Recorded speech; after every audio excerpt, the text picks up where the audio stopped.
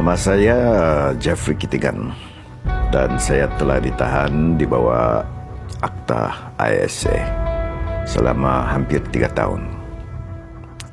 Dan disebabkan kononnya saya berhasrat untuk membawa Sabah keluar daripada Malaysia.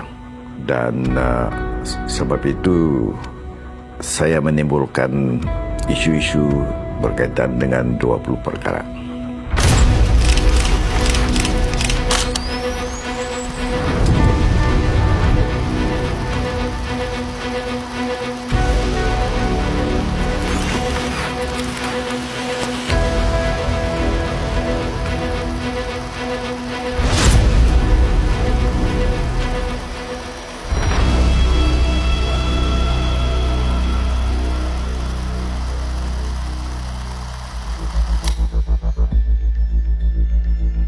Saya datang ke pesta keamatan itu di Tambunan untuk meraihkan keamatan bersama-sama pemimpin yang lain. Saya telah diingatkan oleh kawan-kawan saya bahawa ada beberapa orang yang tidak dikenali, mungkin anggota polis Special Branch daripada Kuala Lumpur yang sedang mencari saya dan ingin berjumpa dengan saya. Jadi setelah saya menandatangani surat untuk bersetuju datang ke Balai Polis pada 13 hari bulan Mei, mereka beredar balik dan tidak lama kemudian FRU pun juga keluar daripada kawasan tamu itu. ISA memang satu kuasa kerjaan yang menakutkan. Ini disebabkan ISA ini adalah satu undang-undang yang tiada undang-undang, tiada peraturan. Penangkapannya pun bukan seperti penangkapan seorang penjenayah. Bila saya ditahan, mata saya akan ditutup dan saya tidak akan tahu saya di mana. Saya telah diterbang ke Pulau Pinang dan saya telah masuk dalam sel di Pulau Pinang satu malam. Kapal terbang yang digunakan adalah kapal terbang komersial. Tapi bila saya minta supaya saya pergi ke tandas, semua passenger berdiri dan seolah-olah ikut saya dalam tandas. Ini berarti passenger dalam commercial airline itu bukan passenger tapi Special Branch. Dan saya telah dimasukkan dalam satu sel yang kecil saja, yang tiada apa-apa, hanya satu katil kayu yang solid, tiada bantal atau kain selimut. Dan disitulah saya tidur. Mereka akan pasang lampu kuatnya supaya saya tidak akan tahu siang atau malam. Saya hanya manusia biasa. Jadi sebagai manusia biasa, kita mulai beremosi.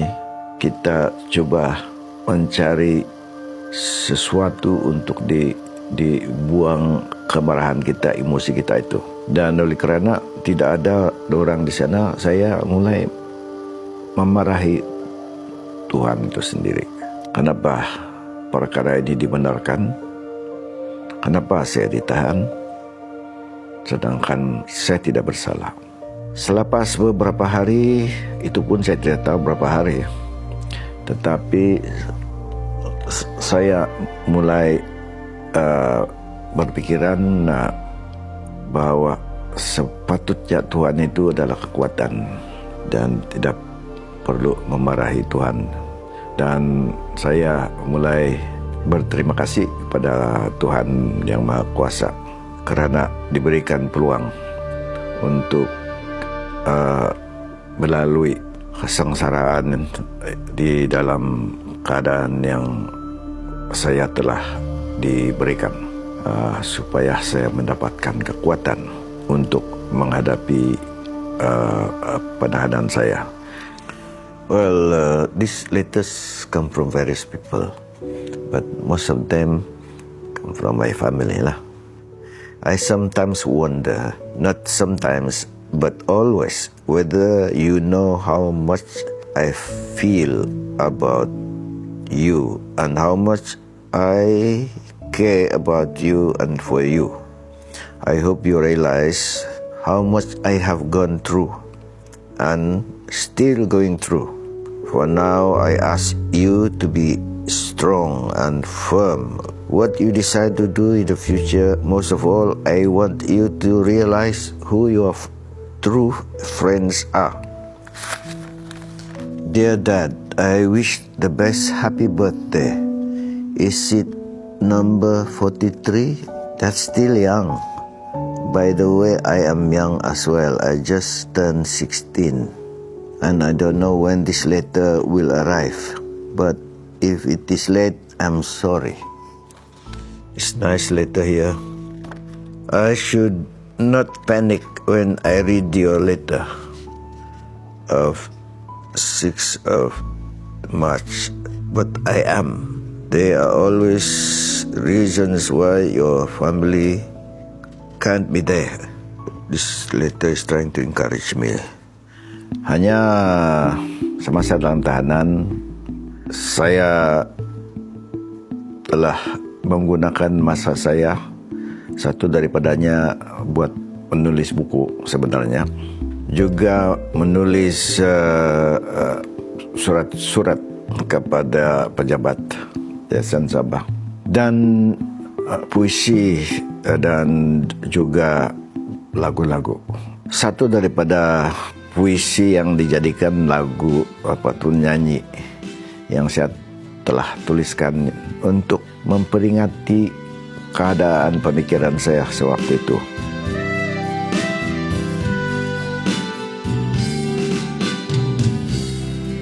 Daerah sorongku kampungku, lihat dingin namaku, Yesus dinanku damada, masih nabi pamusarahan, Itong kianato pinapuriman, Rinalong napigin nabanto,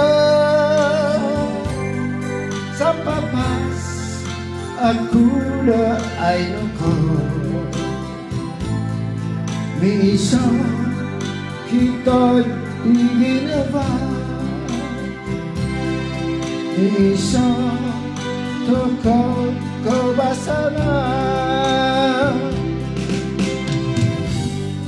Misa toko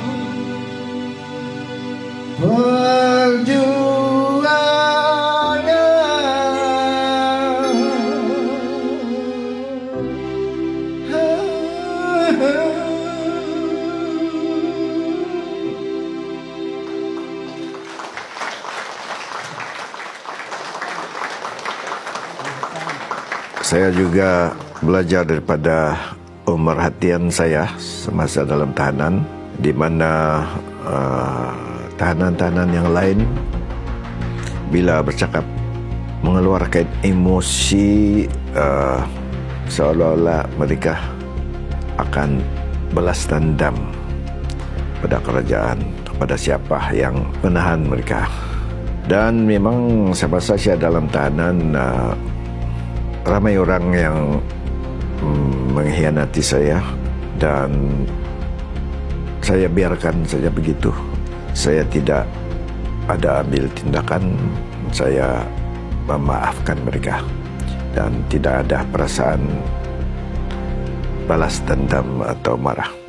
Saya biarkan semua itu berlalu, sebab apa yang telah berlaku